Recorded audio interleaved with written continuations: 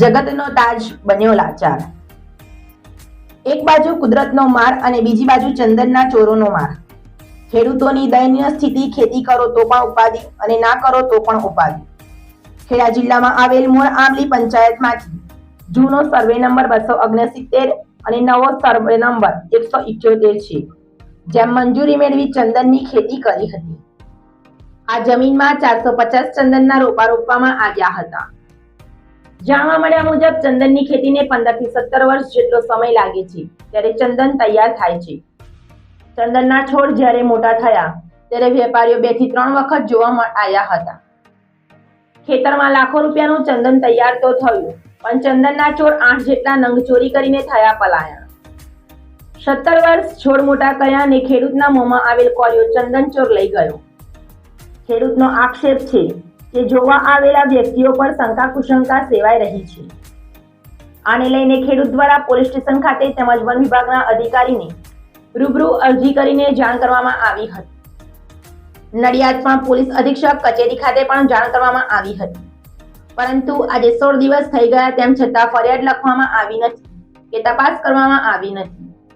તો હવે 8 જેટલા ચંદનના થળિયાની ચોરી કરનાર ચોરોને પકડવા પોલીસ અને વન વિભાગ આળસ ખંખેરી કુંભકર્ણની ઘોર નિદ્રામાંથી નીકળી સત્વ કામગીરી કરવામાં આવે તેવી આ ખેડૂતોની માંગણી છે। જિલ્લા બ્યુરો રિપોર્ટર સદરુ બેલીમ, મૌધા। શું બેન આપનું નામ? લીલાબેન દલપતભાઈ સોલંકી। આજે જે ચંદનની જે તમારા ખેતરની બાજુમાં ચંદનની જે ખેતી કરે છે એ કોનું ખેતર છે? એ બળવંતભાઈ મંગળભાઈ ઝાલા। જે 30 તારીખે જે બનાવ બન્યો એ બાબતે આપને શું કહેવું? એ લોકો ચોરી કરીને ભાગી ગયા। એટલે સોની ચોરી કરી? સોની ચંદનની। કેટલા છોડવા કપાયા? 7-8 છોડવા કાપી નાખ્યા। હાલમાં જે ચંદનની ખેતી કરવામાં આવી છે એમાં કેટલા વૃક્ષ વાવ્યા હતા? એમાં 250 જેવા હતા, પછી કોઈ મરી ગયા, જીવી ગયા, એવું એમ કરીને 126 નંગ હતા, એમાંથી 8 નંગ કપાયા। આ વાવણીનો કેટલો સમય થયો? આ 16 થી 17 વર્ષ થવાની। આપનું નામ? બળવંતભાઈ મંગળભાઈ ઝાલા। ક્યાં રહો? મોરાબલી।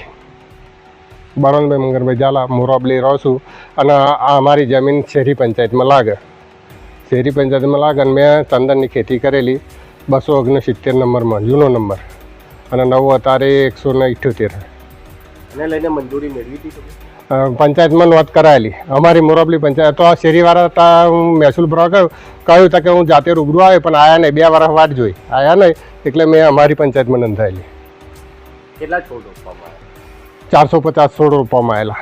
અને શું ઘટના બની? એમાં પછી આ તૈયાર થયું, એટલે ઘટના બની કે અમારા હાથે એક ભાઈ આવ્યા તે કે ચંદન તમારા બતાડો, તો મેં બતાડ્યા। ફરી એવા જોઈને જતા રહ્યા, ફરી પાછા બીજી વખત આવ્યા, એકલા 2 જણા આવ્યા। 2 જણા ફરી જોયું કે હાલવાના હતા, કે તૈયાર થયું હોય અમને ખબર પડે નહીં, કીધું ફોરેસ્ટર ઓફિસે જઈને એમને તપાસ કરાવડાવે, તો કે હેડન કે હું ફરી આવીને કે ચેક કરે। ફરી ત્રીજી વખત આવ્યા તે ઘડી એમણે ગિરમટ મૂક્યો, 10-12 છોડવાનું ગિરમટ મૂક્યો। એમાં અહીં પછી એવા કે હજુ મેં કીધું આખું વાળ્યું હાલવાનું કીધું, તમારું કીધું નોંધ પાડીને મંજૂરી ફોરેસ્ટમાં અહીં પાછો જોઈએ તો અપાવડાવું કીધું, કાઢી લાવું।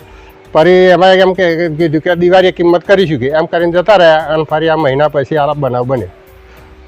આને લઈને તમે કઈ જગ્યાએ ફરિયાદ કરી છે? ફરિયાદ મૌધા પોલીસ સ્ટેશનમાં કરી। શું ત્યાંથી જવાબ મળ્યો?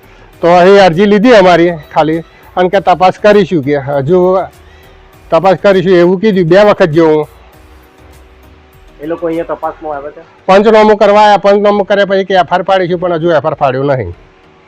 તમારી શું માંગણી છે? અમારે તો ન્યાય જોઈએ, બીજી મોગણી કશી નહીં। હાલ જે આ ચંદન ચોરી થયું છે કેટલા રૂપિયાનું હશે? હવે તો અંદાજે અમને તો ખબર ના પડે, પણ મેં લખાઈ 2-3 લાખ રૂપિયાની લખાઈ છે। કેટલા છોડ આ લોકો? 8 છોડ વાળી ગયા।